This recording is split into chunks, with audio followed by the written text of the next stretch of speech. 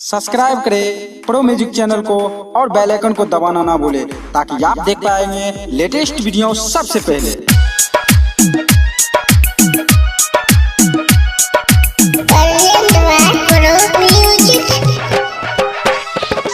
DJ Kanchan राज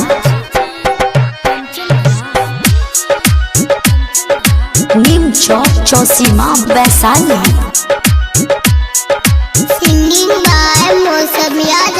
बनाई सहबोगे माइयो हमें या बनाई रहबोगे माइयो आ बनाई सहबोगे माइयो हमें या बनाई रहबोगे माइयो। सासु गोतनिया दै छै उलहनिया पलंगिया खातिर गे माइयो। सासु गोतनिया दै छै उलहनिया पलंगिया खातिर गे माइयो। पलंगिया खातिर गे माइयो दहेजवा खातिर गे माइयो। पलंगिया खातिर गे माइयो दहेजवा खातिर गे माइयो। सासु नदिया दै छै उलहनिया पलंगिया खातिर गे माइयो। सासु गोतनिया दै छै उलहनिया पलंगिया खातिर गे माइयो। Recording by Suman Studio. Music director DJ Kanchan Raj Hajipur Vaishali. Singing by Usha Yadav. सही के रही होगे बेटिया तू कुछ नहीं बोली होगे बेटिया।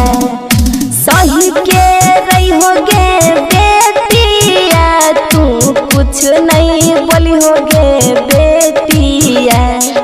लॉकडाउन हटे दही टेबुल कुर्सी पलंगियो देबगे बेटिया।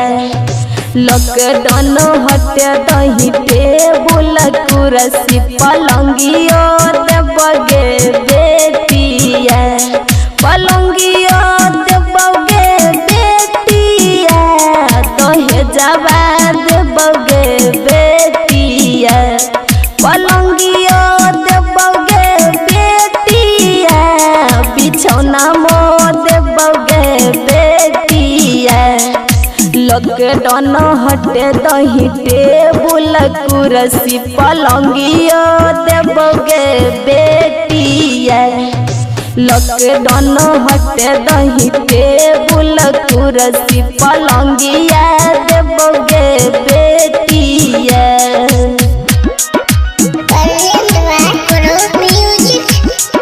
Music director DJ Kanchan Raj Hajipur Vaishali.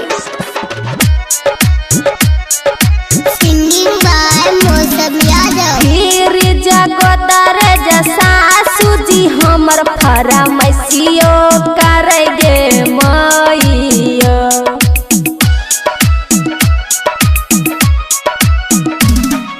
फिर जगोदर सासु जी हमर फरमाइशियो करेगे माइयो। फिर जगोदर सासु जी हमर फरमाइशियो करेगे माइयो। मारा बापर गछल सोनामा के चनामा जमाइया मांगोगे माइयो। मारा बापर गछल सोनामा के चनामा जमाइया मांगोगे माइयो। Recording by Suman Studio. DJ Kanchan Raj Neem Chowk Chausima Vaishali. फिर जगदर जगह हंसल कोई कर जोने दै छै गे बेटिया। Singing by Usha Yadav. फिर जगदर जगह हंसल कोई कर जोने दै छै गे बेटिया। फिर जगदर कहाँ से लेबै कोई कर जोने दै छै गे बेटिया।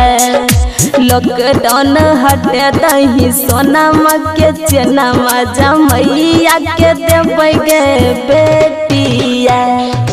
लॉकडाउन हटे दही सोना के चेनामा जमैया के देबै गे बेटिया। पलंगिया देबै गे बेटिया, बिछौनामा देबै गे बेटिया।